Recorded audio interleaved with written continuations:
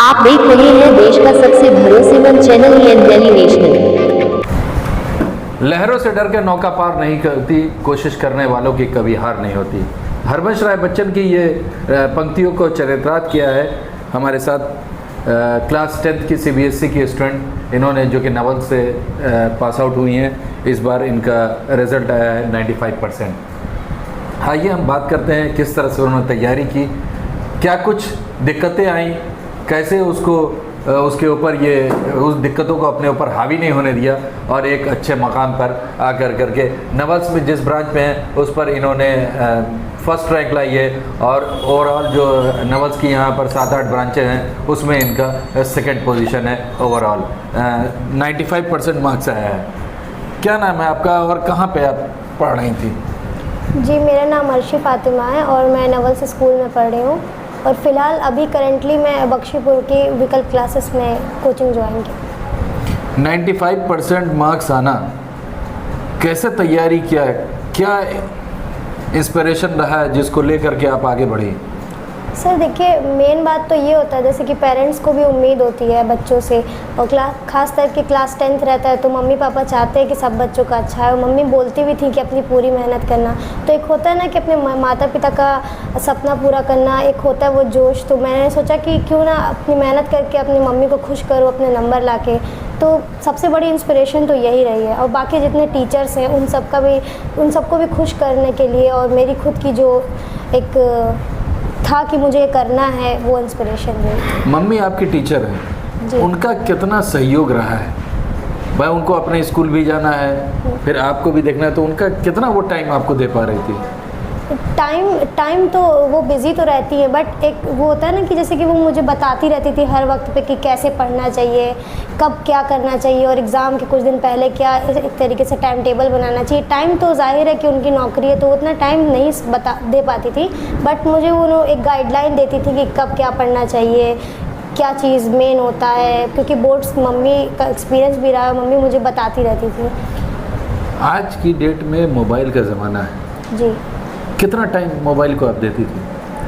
जी देखिए, वैसे थोड़ा बहुत मैं मोबाइल से भी अपना पढ़ाई करती थी, बट चलाने की बात की जाए तो जैसे कि जो अदर ऐप्स होते हैं, जैसे कि जो आजकल बहुत बच्चे यूज़ करते हैं इंस्टाग्राम वगैरह, तो वो मेरे पास नहीं था। मेरे मोबाइल में वो है ही नहीं, क्योंकि 10th के बोर्ड्स था तो मैंने उसे वैसे भी डिलीट कर दिया, क्योंकि बहुत बड़ा डिस्ट्रैक्शन होता है सोशल मीडिया। बस मैं एक फ़िक्स टाइम रहता था जिसमें थोड़ा सा इंटरटेनमेंट करती थी, बट क्योंकि पढ़ाई के साथ साथ थोड़ा वो भी कितना घंटा आप पढ़ती थी?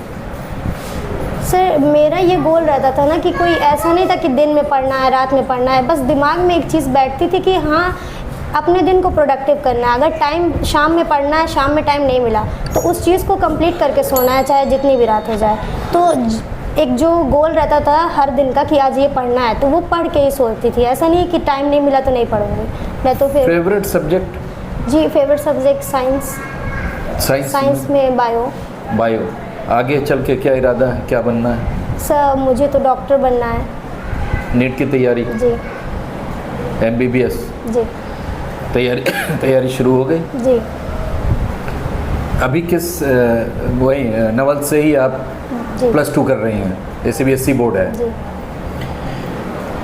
सबसे बड़ी चीज़ है कि जो एग्ज़ामिनेशन पीरियड आता है उसके 1 महीना पहले से बहुत ज़्यादा प्रेशर होता है, पढ़ो एग्ज़ाम आ रहा है, पढ़ो एग्ज़ाम आ रहा है, तो उस वक्त अंधाधुन पढ़ाई होती है। तो क्या इसी तरह से आपने भी पढ़ा?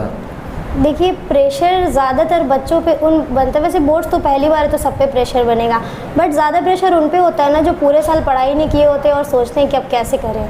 सर अगर कोई बच्चा पूरे साल मेहनत कर रहा है तो उसके दिमाग में ये तो है कि मैंने मेहनत की है, ऐसा नहीं कि एक ही महीना अब क्या होगा। तो प्रेशर तो एक ये रहता है कि पहली बार बोर्ड से, लेकिन पढ़ाई का प्रेशर उसे ही होगा ना सर जो पूरे साल अपना बर्बाद किया हो। 95% आया, इसकी उम्मीद थी आपको? जी, मैंने 90+ की उम्मीद रखी थी।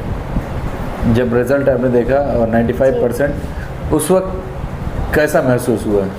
उस वक्त ऐसा लगा जैसे कि मतलब जैसे कि मेरी मम्मी का सपना मैंने पूरा कर दिया, क्योंकि मेरी मम्मी मुझसे कभी जाहिर नहीं करती थी कि या फिर कभी ज़ोर नहीं डालती थी कि तुम इतना % लाओ, बट एक अंदर से हर माता पिता चाहते हैं कि उनके बच्चे अच्छा करें।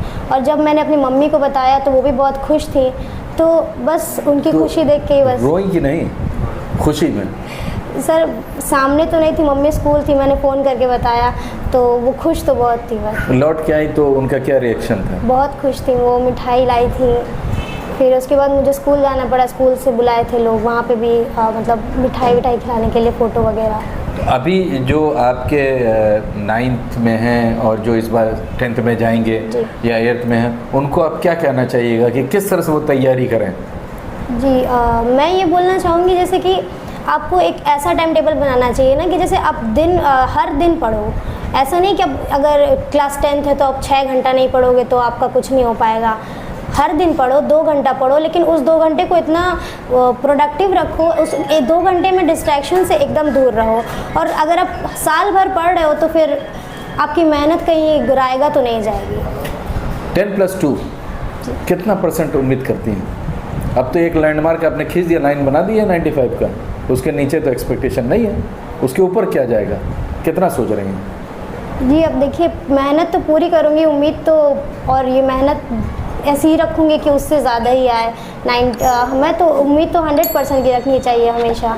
ये जो आपका ये है कि एम है कि हमको MBBS करना है या मेडिकल लाइन में जाना है, इसके पीछे वजह? पहली वजह तो सर यही है, मेरा सपना है और मुझे पसंद है, मेरा फेवरेट सब्जेक्ट से रिलेटेड है। और जो ये जॉब है, जो डॉक्टर है, मुझे बहुत अच्छा लगता है। मेरा बचपन से ही सपना रहा है कि मैं बड़े होकर एक अच्छी डॉक्टर बनूं। और बाकी वो एक एज अ करियर देखा जाए तो मुझे पसंद है, जैसे जब लोगों की दुआ भी मिलती है उसमें बहुत ज़्यादा, तो मुझे अच्छा लगता है। चलिए, तो हमारी तरफ से आपको सारी शुभकामनाएं हैं कि आपने जो सोचा है वो जितना जल्दी हो वो पूरा हो और आप मेडिकल को और नीट को क्रैक करके MBBS आप करें, उसके बाद MS करें और मेडिकल फील्ड में एक नाम कमाएं। सारी शुभकामनाएं आपको है। इसी जो इनका कहना है कि कांस्टेंट पढ़ाई कीजिए, लगातार पढ़ते रहिए। ये कोई ज़रूरी नहीं है कि रोज़ के 8 घंटे पढ़ने हैं, 2 घंटा पढ़िए, लेकिन सॉलिड पढ़िए, टाइम टेबल बना के पढ़िए, हर सब्जेक्ट के साथ जस्टिफाई करके पढ़िए। अगर इस तरह से आपका टाइम टेबल बन करके पढ़ता है तो सफलता ज़रूर आपके कदम चूमेगी। अगले एपिसोड में अगले किसी शख्सियत के साथ फिर मिलते हैं, तब तक के लिए जय हिंद, जय भारत।